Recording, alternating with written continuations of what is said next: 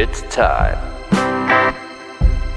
to leave your cinematic troubles behind. Let the takes flow through you. And let the noise from the zeitgeist subside. Welcome to Cast Against Time.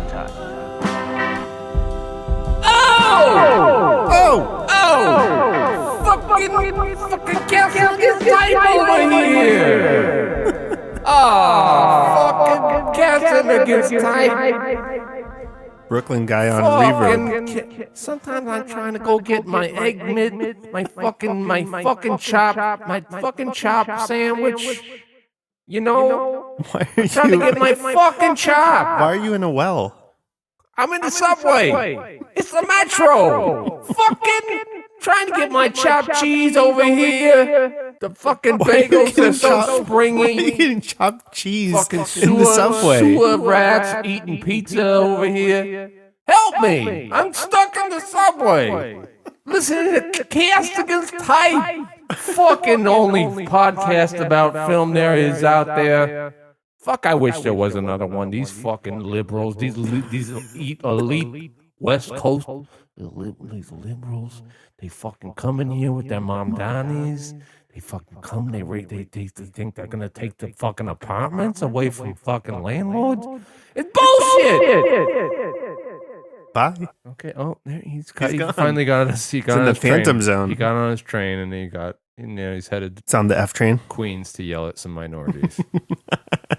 It's 2026. Fucking 2026. How did you watch the balls drop? How'd you watch your balls drop? I didn't watch the balls drop. How did you? I don't think we covered this in our 2026 extravaganza episode. How did you watch the balls? I'm not a New Year's person, so I did not do What does any that New mean? Year's. What does that mean? I don't care for New Year's. I never have. You know what? We might be in agreement about this because I don't care for it either. But for the same reason that I don't care for now I like Halloween. I like the ambiance of it. But sometimes it's just about where are you going to be? What club are you going to be at? How many? It's too expensive. It is expensive. Crazy to get anywhere or make plans anywhere. Mm. I like if there's a house party or something like that. That's fine. I am also at the age where I'm like, I've hit the New York, the East Coast midnight, and I'm good.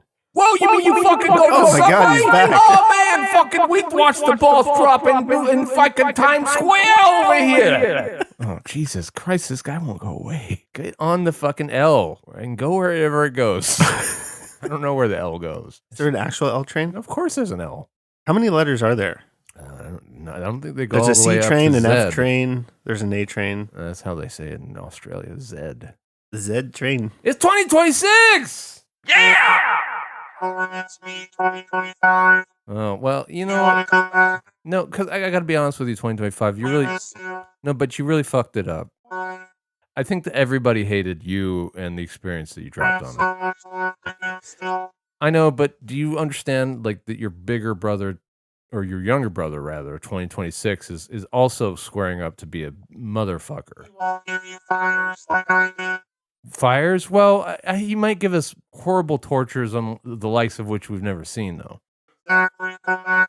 Well, we might be yearning for 2025 one day. We don't know. Actually, speaking of horrible tortures, I had to say, well, first of all, this is going to be a minisode. We've never done a minisode. Minisode. Minnesota. Speaking of which, Jesus fucking woke. Woke. Super woke to call out. Surprised the subway guy doesn't have anything to say about Minnesota. Oh no. These fucking liberals, they think that they live in the cold and that they This give guy- them the license. He's verging on auto-tune right now. Oh! They think that they can do whatever they want in Minnesota. Fucking lesbian armies running the fucking counterinsurgent. Whoa. Brooklyn auto-tune guy, Jesus everyone. Christ. I think It's worse than Boston guy. I think 2026 we might see him a lot more or hear from him a lot more. I feel like he's just ready. It's his time. Just It's time for guys like He never that. gets off the train. He's always on the train. We just don't give enough attention to those kinds of guys, and we need to now. It's time. Well, let's go back to what were you saying about? I was speaking about abuses, and we've lived through some horrible ones, but no. There's a particularly punishing experience that's actually positive. Wow. I'm jumping the gun here. I was talking about the fact that we're doing a mini-sode, and we never do Minisoda. No. Minisodas. But we're doing a mini-soda right now. And why are we? We're doing a mini-soda because we're going to take a little break. We're going to take a small one. As we did last year. We're going to retool. We're going to refresh. Your main man's going to go out to the desert and fucking dry out. Wow. Not like alcohol-wise. I'm still... No, yeah. Well, I'd love to have a poop my pants experience, but I can do that. I can do that with controlled substances. I love how quickly you said that you weren't going actually dry with alcohol. I'm not. That's for fucking losers. You had to correct that very quickly. Yeah, I want people to think that I'm getting my shit together. That's not happening. He's drinking even more in the desert. I want to be an Olympiad that can also light his blood on fire. Are you going to bike out there? You going to do the biking? I'm going to do some cyclismo. Okay. Out in the desert. Get some good Greek food. I don't know. It's gone. Really? Yeah, it's all gone. The Greek food is shut down. Well, I'm sure there's probably some. Listen, I'm not worried about eating and drinking out in Palm Springs. Might find a fucking tiki drink somewhere. Might find a pool to rest in. Might dry out. Maybe you'll join me out there. Who knows? I just might. But you know what? In the meantime, so we're gonna refresh. And what are you gonna do with your refreshing time? Drink. Well, that's not enough. No, I might join you in the desert. I might go up to San Fran. Now as you say, you can't say that. You can't say it. Now you recently, we're not going to spoil the company because there's probably like 1 million non-disclosure agreements. Mm-hmm. But you recently became full staff at a very special company that has a major impact on the cinematic environment. So you are going to have your ear to the ground on things that you won't spoil. No agreements, no confidentiality. I'm just going to be bleeped out a lot more. No now. confidentiality agreements will be violated on the show, but your perspective will become more unique.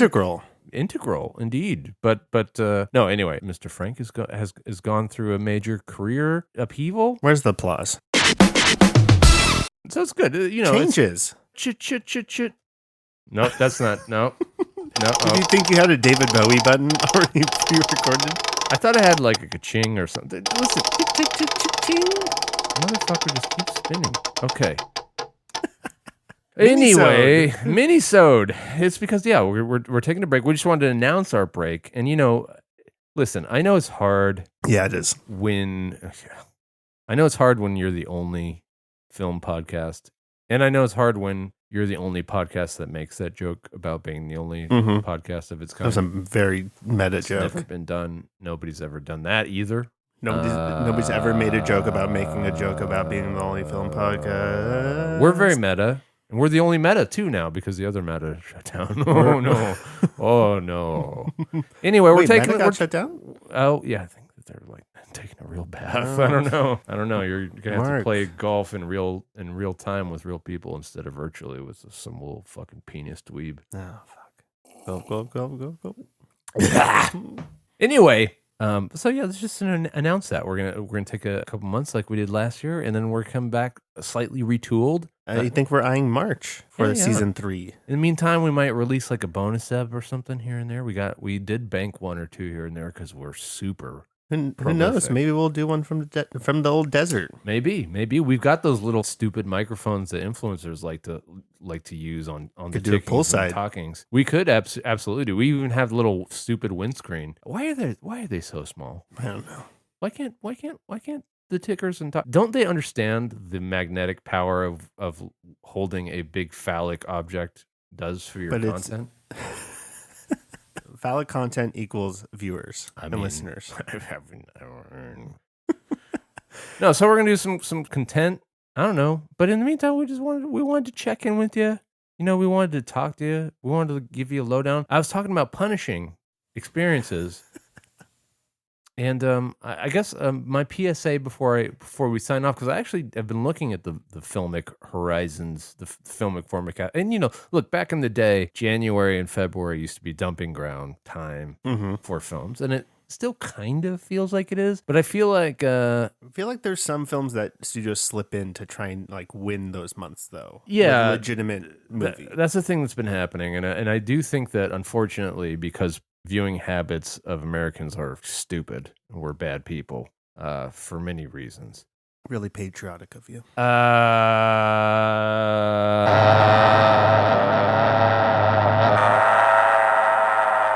I think that people are sleeping on a film that really deserves its place in the sun, even though I don't know if I'm completely sold on the director's abilities just quite yet. But I do think that like it's unfortunate that the Bone Temple is getting slept on right now. At least as of this recording, maybe there'll It's a be great some name, by the way. Bone Temple.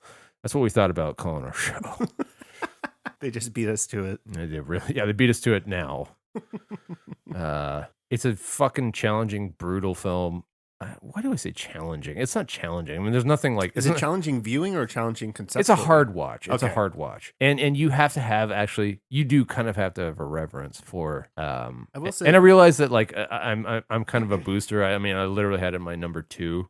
sure, but like last year. I think you were skeptical because of Nia DaCosta, but also I've known you for years now, and I don't know that there's many movies that I've heard you describe as challenging or brutal in viewing. I say this brutal because it's very. There's a lot of very visceral moments in it that just are feel torture porn adjacent, but because you care about the characters and the content, it's more impactful. You know, you watch Hostel or whatever, and you don't care what these little vapid spring breakers are doing in Trade-ins. Latvia or whatever. Like you don't care. It's fun. You know, the fun is like let's watch like what happens when you put a drill in a guy's those dick hole. Those or whatever. movies like that and Saw are just how like let's discover new ways to torture these people. Right. And, you know, I don't love those films and they're not for me, but I think that the pleasure that people take from them, obviously, aside from the misanthropy of it, is, you know, like it's just a grotesque experiment at the behest of characters that are fairly reprehensible in some way, or like at the very least, like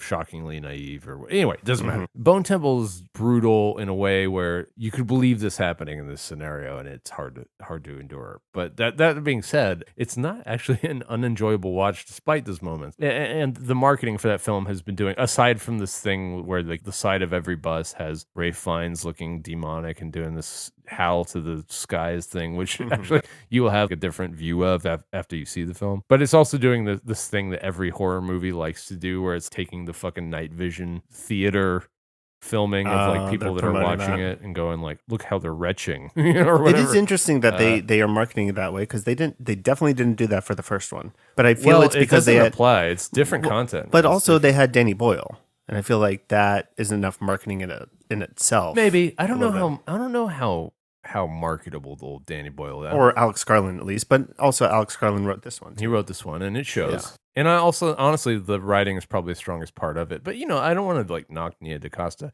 I mean, her bad, you know, Candyman movie aside. I mean, she did that Hedda movie, which is supposed to be okay. Yeah, I don't know enough about her work. I know she's affiliated with Jordan Peele, and that's, like, a big deal. But, I don't know. Should it be, though, anymore? Well, I mean, I don't know. He's 2 for 3. Well, let's not pile on Jordan. No, we've both piled on him. Well, we've talked about how it's possible that he's got a little bit. He's a fart sniffer. He likes the farts. You know, everyone likes their own Everyone farts. likes their farts. But I guess he is the next. He's the next Hitchcock.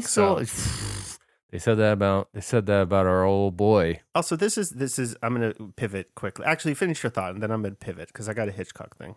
M. Night. Anyway, that was it. They said that about M. Night for years. Go on. Is there gonna ever be a time where Hitchcock's like perversions and like awful behavior outside is gonna ever diminish his quality of film? Well, it's hard to say. This is like you've just opened a can for our. It's because I just listened to for our send off. I just listened to a podcast on Hitchcock and his behavior with Tippi Hedren on The Birds. Yes, he's had deplorable behavior. Yeah, the thing is though, considering how bad he could have been, I don't know. This is a horrible thing for you to have laid at my feet. I think that he deserves to be castigated for his absolute pig-headed behavior. I also do think that the circumstances that led to that behavior are more understandable, even if they're not great. I'm not condoning it. No, I'm not saying that. I'm saying, is there ever going to be a time where you think it will tarnish the work? Like I think it like, has. I in guess a lot of eyes. how do you think it will age even more? Like, because you got Polanski. I'm not comparing them, but like you have these directors who do great work. I don't think it will, like, because there's plenty of examples of this in classic art. I mean, like Picasso was a fucking piece of shit. Yeah. You know, like a Van Gogh is a piece of shit. You know, like those are still heralded as masterpieces. And I say this as somebody who loves Hitchcock films, so I'm not trying to dissuade. No, I understand. It's also a hate the work, or that's not how the phrase goes. It's also a love the work, hate the jerk scenario that actually still applies. Because there's people that they try to use that phrase for people like Mel Gibson, right? Mm-hmm. But Mel Gibson actually, if you kind of like look back at his films, except from like maybe Apocalypto, which I think is actually still quite good, and parts of Braveheart, don't you? Yeah, that's my favorite. I'm always thinking. I love the subjugation of brown men and women. I don't really care for Braveheart. I'm just gonna say it. No. I mean, but I'm just saying, he's clearly not untalented. But what I'm saying is, like, I just don't know. Like, It's overblown. With somebody like that, I don't know if the talent is worth the shit that you have to ignore. Would you? Well, I'm gonna pivot again with Hitchcock. Where does he lie on your top 10 of directors? Is he in the top 10? He might just be slightly outside, if only because I do think that there is. I've read so goddamn much about what he has to say about films, and it's not consistent. And he also clearly was interested in being a popular filmmaker at a certain point instead of an idea-oriented filmmaker. Now, that's, of course, obviously, he's a mastermind, and his greatest works are among the best films ever put to film. But you know, I don't. It's hard to put him in my top 10, if only because, but then again, he moved the needle so much. I was gonna say there's a lot of like groundwork and trailblazing that he is owed. But I do agree with you that it's impossible to discard him. It's impossible to say that his films aren't eminently watchable, but he's also problematic. I also just he's a populist, I think, in a lot of ways. I just don't. I don't think he's problematic in the way that like a Woody Allen is problematic. No, there's some bad stuff. No, but the thing is, like, I don't want to get into like, I don't want to adjudicate his issues. I just think that like he's clearly a womanizer, probably not a great guy. I don't think he's a womanizer. I don't think any of those women wanted anything to do with him. Well, okay, he wanted to be a womanizer. He's he was abusive to women, which is a problem. So there's not much more to say about it than that. To say that his work is anything but seminal would be wrong. Whereas with like a Woody Allen type, I don't know, man, even like from those screenplays, you just get glimpses of like, there's never been a Woody Allen film where I go like, these are people that I like. Well, there's like, also a lot of revisionist history with him, especially his early acclaimed films like Manhattan and Annie Hall, especially where you go back on Manhattan is hard to and defend. You're just like, oh, but Manhattan was hard to defend at the time, and that's the thing. Is like that's why, and maybe it's just easier to pile on Woody Allen because there's more like documentaries going like he's bad, but I mean. He's also, on like Club Random and shit. It's like, just die already. Anyway, let's not talk about fucking sex pests as we ramp up into our break here. So I did want to just run one last thought exercise. Sure. So we were talking about our list, our 2025 best of 2025 list, and you asked me if no, God, I know I'm trying. I know, but we are going back to you just slightly, but not. Okay, but just, you're going to get it out and then it's going to be done. Sorry. Listen, no one's going to remember. He's so happy that 2025 bot. No, I literally, we launched this episode and my top 10 of 2025 popped up and Mr. Frank asked me if everything still holds. And I got to say, I feel a little bit of shame about Eddington and Sinners not being on that list. And I am still shocked that Eddington wasn't on your list because you have been pumping that movie for a while. I think I might have to rethink the way I do my top 10s. Ooh, explain. We did have a long discussion after we recorded that episode. I think I just need to go with the heart, man. I wanted to be representative. I still think that in terms of quality, my list is mostly right on. Well, your back end was what you had trouble with. That's right. And I think that, but there's things that like I just think that I probably enjoyed a little bit more than that were on there. I gotta say, I think The Mastermind is a brilliant film. Mm-hmm. It's gone. It might have to be. I think Sinners might have to take its place. I do think that you need to consider the ideology of your time when you're making your list. And Sinners, obviously Sinners is just a derivative film, but I think it's doing some smart it's tapping things. into something that matters, whereas Mastermind is tapping into something that tangentially matters, but I don't know. I don't think that it actually has as much to say about our current moment as maybe I think it thinks it does. Well, I think that Kelly Reichardt is so fucking smart that she could find a way to explain how it does. Mm-hmm. But then if a creator or director has to do that, well, is I mean, something that's accessible. I just thought about how pretentious it was. How I was like, well, listen, you're just once you have that codex, where you can. And that, where you can untangle like the deeper meaning of it. And I was just thinking about that after we recorded. And I was like, you know what? Yeah, you may, but you shouldn't need that decoder ring. And also maybe like, well, I mean, listen, but I don't know. I think it's a brilliant film, so I'm not mad at myself for having it on the list. I just think that like, I mean, I toyed with having it on or off, and I just so think it was an honorable mention for me. I don't know. It's hard to know how to approach a best of the year list because like I wanted to be representative, but I wanted to be representative of quality, but do I also want it to be representative of what the year had in store for us? And it's like, well, Sinners definitely belongs on the list. And Eddington is like maybe made me laugh harder than anything I saw other than One Battle. Well, we talked about all this, but I don't know. It's hard putting together a top 10. I guess that's all I have to say. I probably should have moved Happy Gilmore 2 lower. Hey, there's on no the list, shoulds. Okay, be nice to yourself. That's true. There's no shoulds. There's no woulds. There's only your heart. I gotta say, I don't know. Maybe Frankenstein should have been up there. Yeah, I don't know. Well, so maybe I put Ephus a little too high. I also have to say, I've never seen it, so actually, can't tell. what? No, I'm not. Look at you. You're breaking down your whole list. I don't know what I'm doing anymore. This is why we got to take a break. When the end of the year rolls around, we've got all kinds of takes. Yeah, so much emotion. We become takey. Yeah, we're here to disabuse you. Not be takey. Okay. Well, I don't know. I've actually been thinking about prior top 10s. I remember your last one. I mean, you had that Paul Mescal. Oh, All of Us Strangers? Yeah. You know what? I thought of that movie. Do you ever think about that movie? Yes. Would it still be your number one? It wasn't my number one. I think it was. Was it? I think it wouldn't was. be my number one. Okay. It would definitely not. Right. See, this is how the top 10s fuck with you. Because you get wrapped up in this experience you have, and it's the end of the year. I know you don't love the dude, but like this is a Bill Simmons thing where he's like the Oscars should be rewarded 10 years or 5 to 10 years after they come out. Yeah, I mean, I don't hate that. I just think that's like it's such a Bill Simmons. It's a gimmicky thing, but it makes sense. I think turkey should be served in a molded that's cone. Not a bad Bill Simmons. I don't know impression, anyway. but it kind of goes along with in the moment.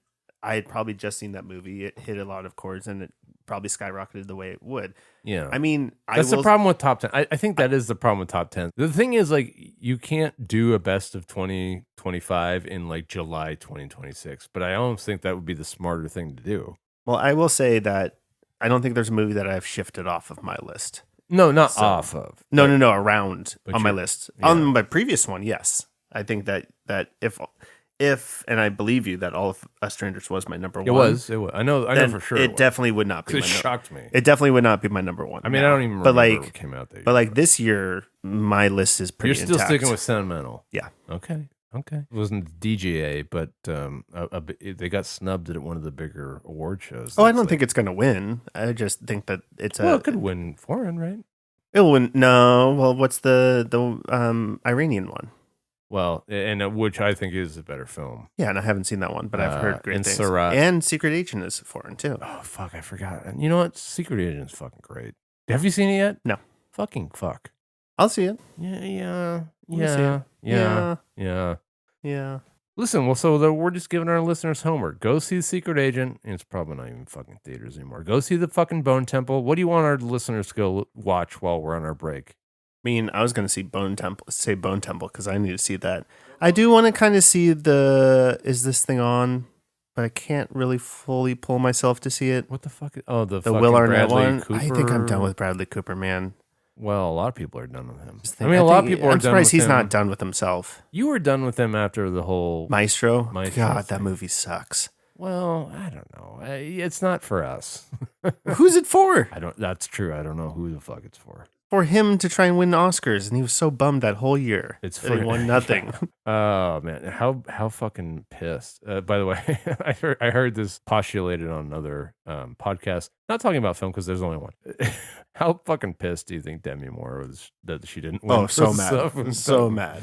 We should do that. We should go. That's a list we should hone in on, is the most pissed off award loser. Well, spoiler for potential things that we're coming up Oh, we with can for just cut that, 2026. cut that. I'm not going to cut it. We're keeping this in. But spoiler for potential things we might be unveiling on 2026. There might be some new categories to the old reel, so stick around for that shit.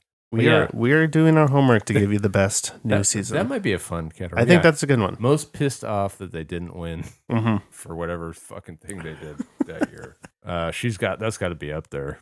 I think that's up there. I think Cooper throughout the whole award season was up there. I never, you know what? I think he at least retained his composure. No, there's one at least at the Globes where he lost to Cillian Murphy for a 12th time, and he was pissed. At the Globes, that's tough. People are mad at Cillian Murphy. I don't know why they're such hate now. for Cillian Murphy. No, now he's beloved, but people were mad at him when. Well, I think he's so anti-Hollywood establishment that people don't like that. Anyway, okay. Well, so I'm just saying, if I gotta give our listeners homework while we're gone, go see The Bone Temple. Unless you're really squeamish, and I wouldn't blame you because it's fucking brutal, dude. I'm telling you, it's fucking brutal. I plan on seeing it this week. Listeners should go see it too. But go see The fucking Secret Agent if it's still out there. That's a needs to be seen in theaters movie. I still haven't seen Hamnet. Mm-hmm. I mean, you don't need to see that in theaters. You can I don't see need that. to. There's nothing inherently cinematic. It wasn't shot on IMAX. Don't worry. Oh, good. That's maybe that's my moratorium for 2026. It's like I think you know what, I can say this right now. I think I'm becoming less of a format whore. Really? I'm not caring as much. If Ryan Coogler shoots his next movie in 70 mil on a VistaVision camera that Giovanni Ribisi rehabbed for him or whatever, I don't know if it's that important to me to see it that way. And that doesn't mean that I don't want to see things in the way they're intended. Mm-hmm. But if you shoot your movie on a kaleidoscope that was only meant to be seen through a virtual reality helmet that somebody made in 1997 or whatever, or like the 3D boy on Nintendo or whatever. Well, we've talked about this where there's a push against this feeling that if you haven't seen it in that way, you can't have an honest opinion about it. Well, but that's not to say that I don't think that stuff that's shot on film shouldn't be viewed on film. I am still a geek about that, but I think that's easier to do. Whereas if somebody's like, listen, I shot this on a Game Boy Color and that's the only way to watch it. Watch it on a Game Boy Advance. I do think that there needs to be some kind of ubiquity about how you can watch a goddamn thing. Yeah. I mean, I don't know. I make fun of the people in Nebraska all the time, but they need to be able to go to their nearest. What was the fucking theater one with the all you can eat? Oh yeah, I think that was Wisconsin. Forgot the name.